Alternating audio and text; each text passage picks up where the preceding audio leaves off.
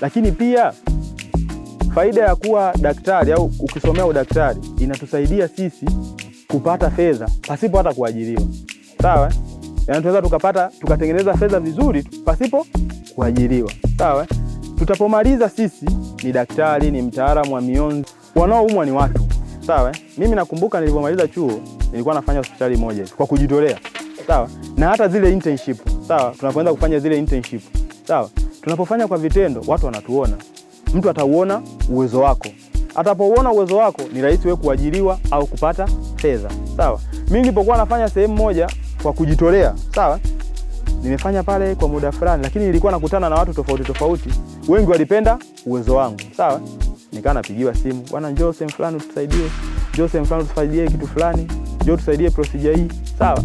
Unafanya, wanakupa hela. Sawa? Sijaajiriwa. Sawa? Kwaona kwamba uwezo wangu mimi wa kufanya kitu ndio unanipa hela. Sawa? Nilikuwa namtilia askofu mmoja nyumbani kwake.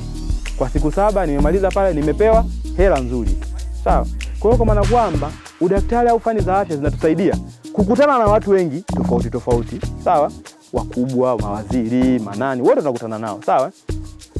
Uwezo wako utakufanya uwe nao karibu. Sawa? Uwezo wako ndio utakutangaza kwa hao watu wote. Sawa? Uwezo wako utakufanya upate hela.